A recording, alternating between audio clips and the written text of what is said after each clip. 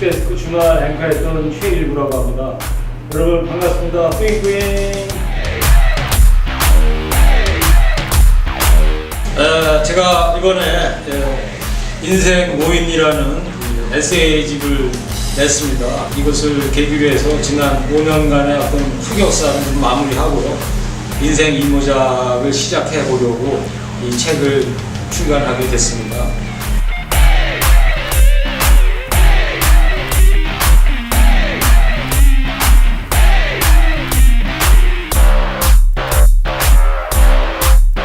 제 앞으로는 작가로서 좀 생활을 해보려고 그러고요.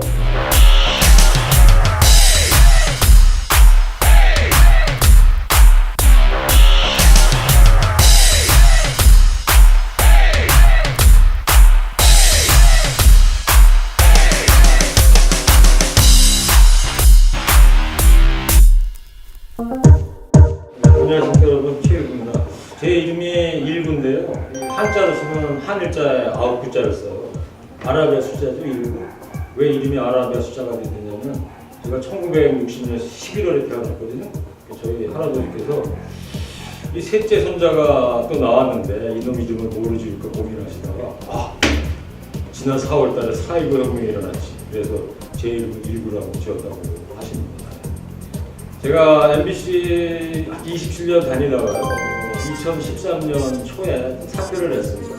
인생 이모작 해보자고 시작을 했는데 잘 안 풀리더라고요. 또 더군다나 그 전에 제가 연결보증 섰던 것이 제가 갚아야 될 채무 액수가 너무 많고 어쩔 수 없이 해서 회생 파산이라는 절차를 거치면서 큰 역경을 마주하게 됐습니다. 제가 이런 일이 일어나리라고는 생각지도 않았는데 사람이 살다 보면 이런 뜻하지 않은 역경을 마주치게 되는 거야. 그렇다면 이 역경을 저는 어떤 걸로 넘어왔느냐, 바로 나를 사랑하는 마음을 굳건히 갖고 있어야 되겠구나. 그래서 그런 메시지를 좀 저처럼 채무나 경제적인 사정에 어려움을 겪으신 분이나 아니면 취업난에 시달리는 청춘들한테 인생 선배로서 좀 해주고 싶은 이야기들도 있고요. 또 제가 앵커 했을 때 무슨 이상하고 재밌다 이런 얘기들을 앵커 멘트 했을 때 뭘 어떻게 앵커 멘트를 하게 됐습니까? 라고 질문하는 분들이 많이 계세요. 그래서 이런 것도 좀 책에 넣고 또 제 어렸을 때 성장기라든가 저의 제 꿈을 이루기 위해서 저는 또 어떻게 해왔는지 그런 이야기들을 책 속에 좀 들어봤습니다. 그런 것 같습니다. 제가 인생 모임이라는 책 제목을 쓰게 된 이유는 제가 MBC 그만두고 TVN에 가서 SNL 코리아 몇 달 했거든요. 그때 클로징 멘트로 제가 여러분 인생 뭐 있습니까? 전세 아니면 월세죠? 열심히 삽시다. 이런 멘트를 고정적으로 한번 했던 적이 있었어요. 이게 제 뜻이 뭐냐면 이 전세나 월세 살다가 그냥 인생 끝내시죠 그런 뜻이 아니고 각자 자기의 처한 상황이 다 다르다. 전세일 수도 있고 또 월세일 수도 있고 자가도 있을 수 있고 기숙사도 있고 하숙도 있고 그럴 거 아닙니까? 각자 자기 처한 상황에서 최선을 다해서 열심히 삽시다. 이런 게 이제 인생 모임에 담긴 뜻이고 그런 것 같습니다. 저뿐만이 아니라 모든 분들이 자기 삶에 있어서 선택을 하지 않습니까? 이렇게 해볼까 저렇게 해볼까? 근데 내가 선택을 한다고 해서 다 되는 건 아니더라고요. 내가 선택한 것을 또 우리 사회에서 그것을 받아줘야만이 우리 사회 공동체에서 그래야만이 내가 하는 선택이 좋은 결과를 가질 수가 있겠는데 다 그러면 얼마나 좋겠습니까? 그런데 살다 보니까 꼭 그렇지만은 않은 것 같고요. 그래서 어쨌든 선택이라는 거는 내 스스로가 내린 선택 아니겠습니까? 누가 저보고 이렇게 해라 저렇게 해라 제가 선택할 경우는 아닙니까? 내가 내린 선택이었기 때문에 저는 결코 사표를 내고 인생 이모작을 시작한 거에 대해서 절대 그런 선택에 대해서 후회하지는 않습니다. 그렇습니다. 저 인생 100세 시대라고 그러죠. 지금 대한민국 평균 수명이 남녀다해서 81세, 83세까지 나오고 있어요. 앞으로 청춘들은 아마 90살은 살 것 같고 그래서 이 기나긴 인생 길이 남아 있는데 이 어떤 미래에 대한 불안 누구나 다 갖고 있습니다. 청춘들은 지금 더 불안할 것이고 금수저, 흑수저 얘기 나오는 그런 상황이니까. 그렇지만 저 같은 경우도 50 중반이지만 저도 불안해요. 저는 인생 이모작을 하기 위해서 필요한 것은 자기가 젊었을 때 하는 일 있잖아요. 자기가 하는 일을 가지고 인생 이모작으로 나가야 되겠구나 이런 생각이 들어요. 나이 50, 60 돼가지고 갑자기 뭐 다른 일거리를 찾겠습니까? 나이는 먹었는데 못하거든요. 그래서 이 불안과 싸우기 위해서는 젊었을 때 자기가 하는 일, 무슨 일을 하든 간에 거기서 최선을 다해야 되겠구나 이런 생각을 해요. 그걸 가지고 내가 이 기나긴 이 노후 생활을 어떻게 해야 될지 어떤 추출이 된다는 생각이 들어요. 대표적인 예가 뭐 저 같은 경우 아니겠습니까? 제가 앵커할 때 앵커멘트 이렇게 해서 실검에도 막 오고 그게 제가 장난삼아 한 게 아니거든요. 어떻게 하면 우리 MBC 주말 뉴스 데스크 시청률을 1등을 한번 만들어 보고 싶었고 그게 그 몸부림이었어요. 어떻게 하면 시청자들로부터 사랑받는 뉴스를 만들어 볼까? 그거 뭡니까? 자기 현재 하고 있었던 일에 대해서 정말로 최선을 열정을 다해서 했기 때문에 그러다 보니까 뭐 여기저기 안 좋은 뉴스도 많이 나와서 제가 참기스러울 때도 많았습니다만 그래도 아직까지 많은 분들이 저 얼굴을 좀 기억을 해주시고 이것을 발판 삼아서 또 책도 내게 됐고 미래의 어떤 불안한 존재에 대해서 고민을 하지 말고 지금 있는 자리에서 자기 하는 일에서 최선을 다하다 보면 어떤 나비 효과 같은 게 생긴다는 생각이 듭니다. 제가 볼 때. 가끔 텔레비전이나 인터넷 뉴스 보면 유명 연예인들이 공황장애 겪는다 이런 이야기들 접하지 않습니까? 저도 그런 공황장애를 겪었습니다. 병원 가서 뭐 진단을 받아보진 않았습니다만 너무 스트레스에 시달리다 보니까 그러면서 뭐 밤마다 또 그걸 잊기 위해서 또 술에 의존을 좀 많이 했었고 이런 생활 몇 달을 해봐갔는데 막 혈압이 정상이 그런 것 같더라고요. 혈압이 막 160까지 오르게 되고 막 손도 덜덜 떨리게 되고 수전증이라고 그러죠.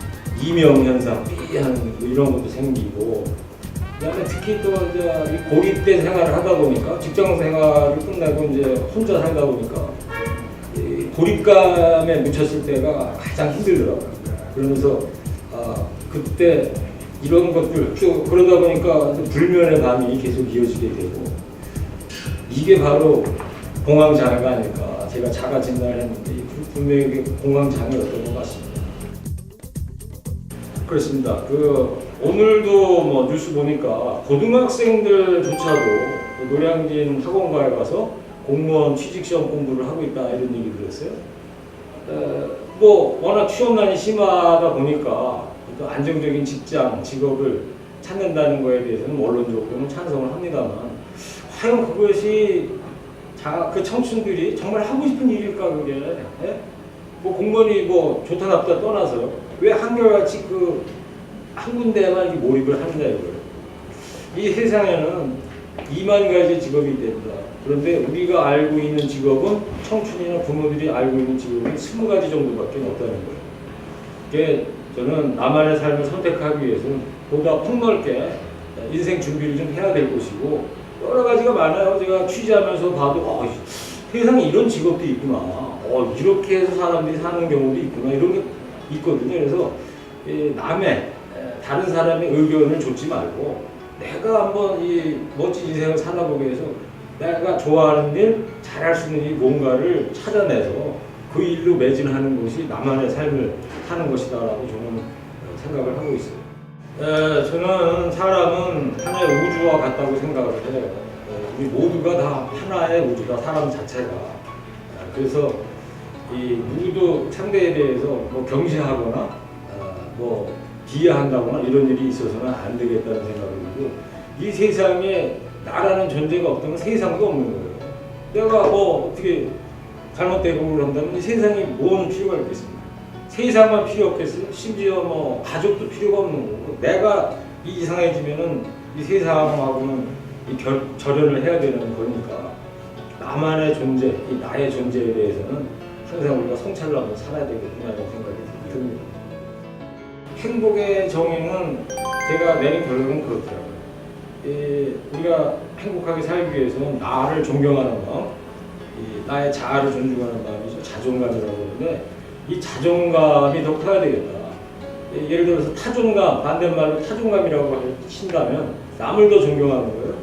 그러니까 불행해지는 순간은 언제냐? 나를 더 존경하지 않고 남을 더 존경하는. 그러니까 자존감보다 타존감이 더 클 때, 그때는 어떤 경우냐? 남과 나를 비교할 때입니다. 이렇게 되면 바로 이제 불행이 시작이 된다고 보는 거예요. 그래서 행복의 정의는 한마디로 해서 타존감보다 자존감이 더 커야 되겠구나.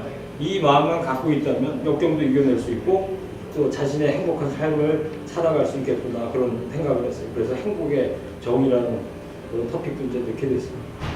제가 그 안성의 그 삼주초등학교라는 데를 다니다가 아니 이소부화로 치면 시골지였죠. 그러다 이 서울 교동초등학교라는 데를 2학년 2학기 때 전학을 했어요. 근데 서울지가 됐는데 시골지 생활하다가 서울지들하고 살다 보니까 제가 너무 숫기가 없더라고요. 그래서 제가 그때부터 서울 생활을 하면서 내 성격을 내성 쪽에서 좀 외향적으로 좀 바꾸기 시작을 했어요. 근데 그게 하다 보니까 너무 외향적으로 나 스스로를 단련시킨 것 같아요.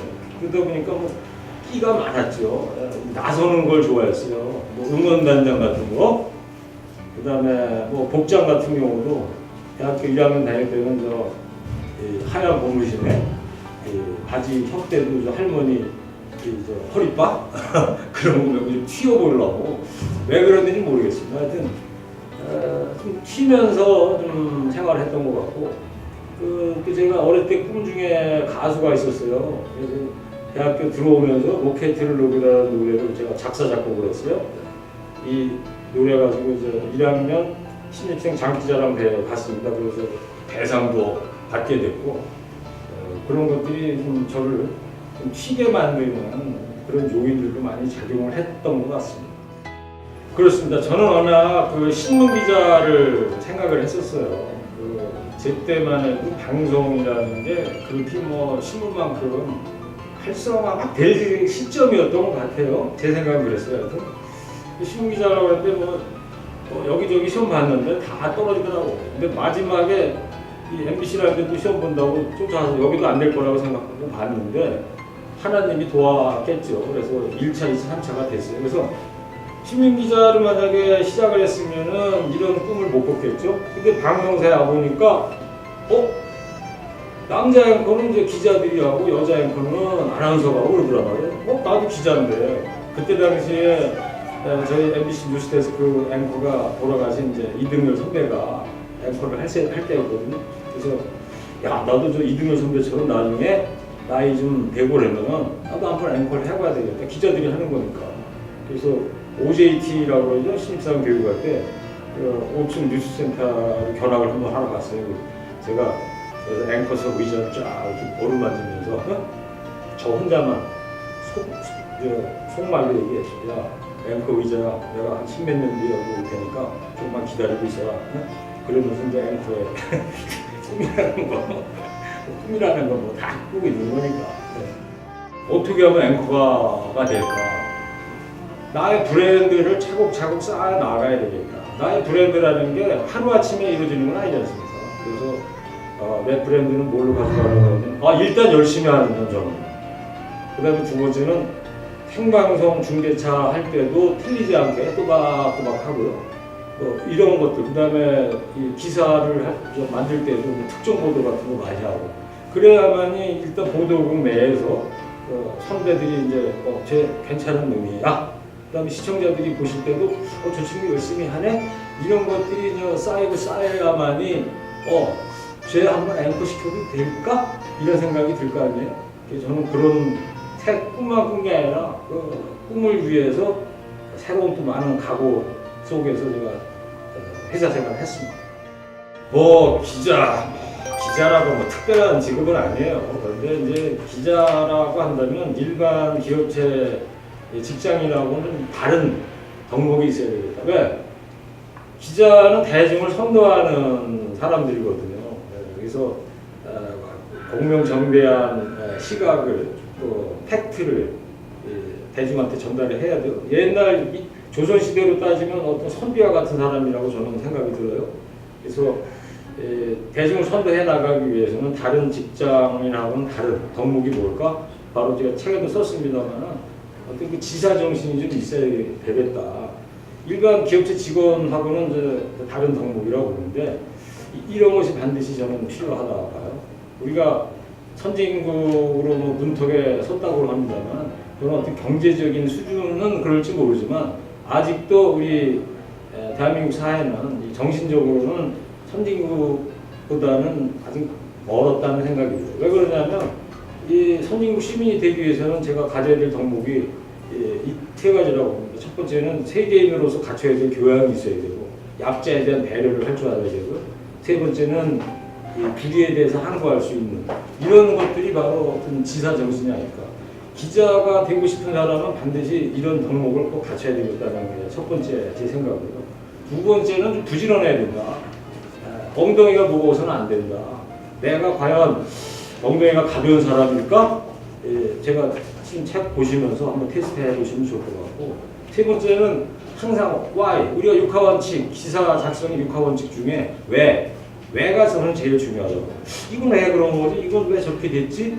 호기심을 자꾸 갖고 살아야 되겠다. 그 다음에 또 하나 덕목을 들자면 어떤 인문학적 소양을 학생 다닐 시절에 많이 좀 쌓아야 되겠구나. 그것이 나중에 기사를 쓴다거나 글을 쓸 때 그 인문학적 소양이 받침이 돼야만이 뭔가 풀어나갈 수 있거든요.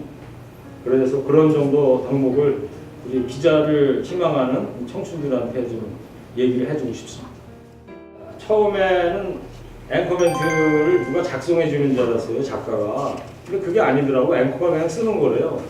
그래서 처음 한 달 정도는 그냥 워낙 그 앵커멘트는 이제 기자들이 써요.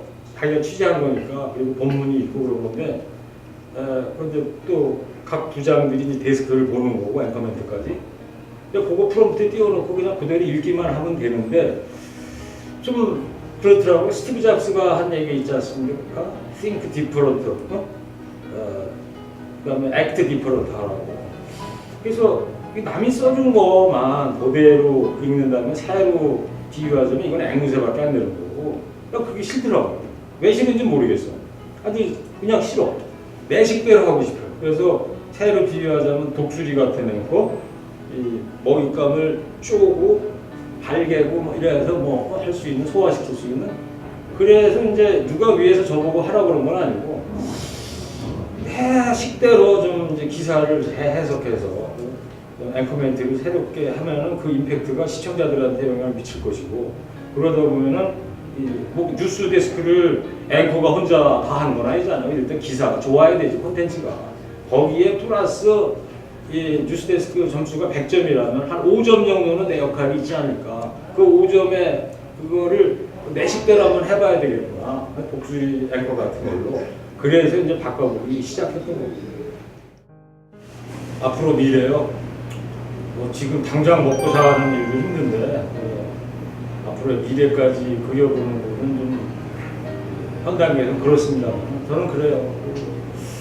일단 오늘 이번 책을 내고 그래서 제가 어릴 때 작가에 대한 생각도 있고 그래서 제가 전공도 이제 경희대학교 국문과를 들어간 거거든요.